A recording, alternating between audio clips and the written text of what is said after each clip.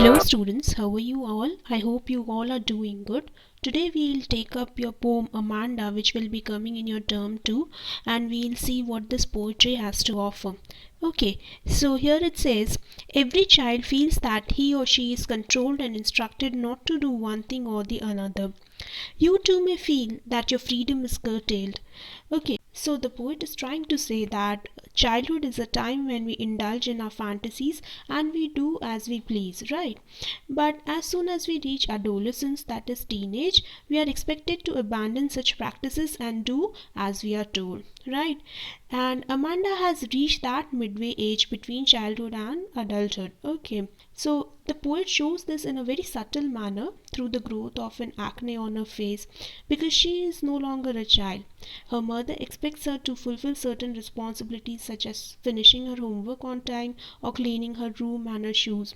However, we see that Amanda wants to postpone this process of growing up. Okay, so she withdraws into the childhood world of fantasies and fairy tales. Okay, now we'll see the structure of the poetry before starting it to understand. So here you can see that a paragraph, a stanza is used and then brackets are used. So the brackets are known as parentheses. So here you see that after the stanza, these parentheses are basically used to make you understand that this is the child's imagination. That is, it is Amanda's imagination. Okay, so here the stanza stands for mother's instructions and this paragraph is for Amanda's imagination. Okay, so what her mother instructs her to do and what she then imagines. Okay, now let us understand this poetry in detail. So it says, don't bite your nails, Amanda. Don't hunch your shoulders, Amanda. Stop that slouching and sit up straight, Amanda.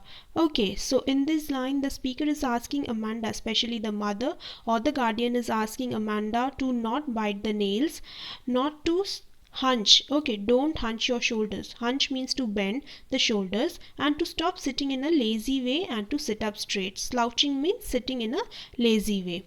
Now, what does Amanda thinks to this? She thinks there is a languid emerald sea where the sole inhabitant is me, a mermaid drifting blissfully. Okay, so she says that there is a calm, languid means calm, relaxed emerald sea whose only inhabitant means the only person living there is nobody else but she herself. Also, she says that she is a mermaid. Amanda thinks herself to be a mermaid, a creature with a woman's head and a body and fish's tail. Okay, so that is mermaid. Okay, and who moves freely and happily in the sea water. Okay, so she is drifting blissfully. Blissfully means happily. Okay, so she thinks herself to be a mermaid away from the instructions of her mother. Okay, now let us understand what her mother next says. Did you finish your homework, Amanda? Did you tidy your room, Amanda? I thought I told you to clean your shoes, Amanda. Okay, so the mother is asking Amanda if she has done her homework and cleaned her room, and she had also asked Amanda to clean her shoes. So she is expecting some of the things to be done by Amanda. Now let us see what Amanda thinks in response to her mother's instruction. I'm an orphan roaming in the streets. I pattern soft dust with my hushed bare feet. The silence is golden, the freedom is sweet. Okay, so listening to these instructions, she feels that she is an orphan without parents who roams in the street freely, and she's making different patterns on the soft dust with her bare feet. Okay, and this experience of roaming free and doing things as she likes is golden and sweet to her. Okay, so she feels the experience that she'd gain without her mother or a guardian is very precious, is like gold to her and would be very sweet. Okay, now again the reality comes in and let us see what the mother then instructs her to be. Don't eat that chocolate, Amanda. Remember your acne, Amanda. Will you please look at me when I'm speaking to you, Amanda? Okay. The mother is saying Amanda not to eat chocolates and she's making her remind of her acne, that is pimple on her face. So she asks Amanda to look at her when she is speaking to her. Okay. To which what does Amanda think of herself? I'm a Rapunzel, I have not a care. Life in a tower in tranquil and rare. I'll certainly never let down my bright hair. Okay, so here the illusion of Rapunzel has come, and in these lines she says that she's a Rapunzel.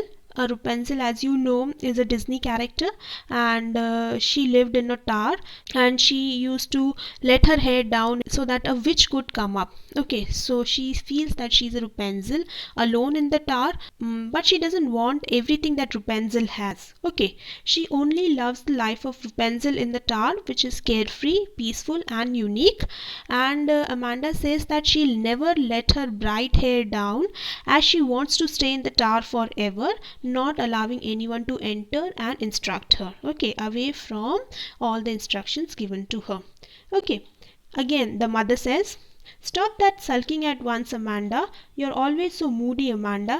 Anyone who'd think I nagged at you, Amanda." Okay, so the mother is asking Amanda not to frown at her, not to be upset or angry or to sulk. Okay, and she says that Amanda is so moody and sulky that anyone would think that the mother had scolded her. In fact, the mother had. So this is a sort of irony. Okay, so she's asking Amanda not to look so upset. She's instructing her and giving her these many instructions, but Amanda feels otherwise, and we can also feel that mother is being too instructive in her nature. Okay, let us understand the message of the poetry. This is a poetry about women or girls. Okay, so as girls grow into women after puberty, they are expected to act and behave in certain ways. Amanda is one character given, and they are expected just like to sit up straight, to take care of their appearance, and to always be sweet and smiling, right? And this is exactly what Amanda's mother wants her to do, and she is willing to scold Amanda and even take away her chocolates to make her become the woman. Okay, she is expected to be prim, proper, and radiant, right? However, these expectations are just a burden to Amanda. Okay, and she would rather much better be left alone rather than facing the instructions of her mother. And that is why her fantasies place her in the world that is away from other human beings and their expectations. Okay, and she feels as a mermaid she's alone in the sea, as an orphan she's alone on the street, as Rapunzel she's alone in the tower.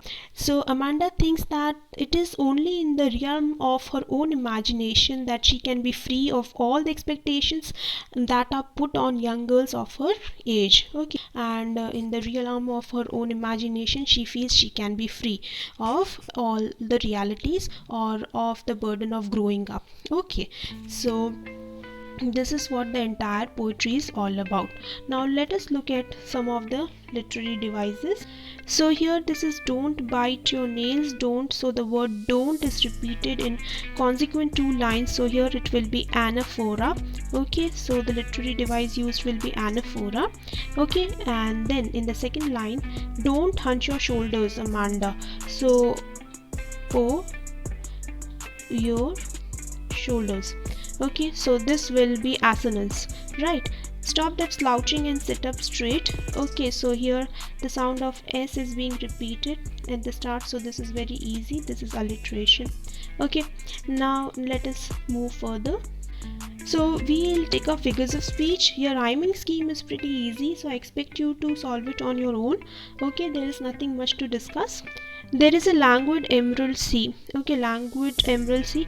Now first of all, this is also parenthesis used, so this is a sort of poetic device. Parentheses are brackets used in a poetry or in a novel. Okay, so this is not essentially a poetic device, but still we will include this in literary devices, right? So here this is emerald sea. So emerald sea is metaphor, as you all know that sea is compared to the sea green color of the sea. Okay, then this is a mermaid drifting blissfully. So this is allusion. Now what is allusion, students? Allusion is basically a phrase or a word used from history or mythology to refer something, okay, to sort of imply something. Okay, so here mermaid is used to express the freedom of Amanda, that how she wishes to be a mermaid and then move happily. Okay, so this will be allusion used. Okay, drifting blissfully is an imagery, powerful imagery used, so this will be imagery. Okay, now Further, now this is, did you finish your homework, did you tidy your room? Again, did you is being repeated, so this is anaphora.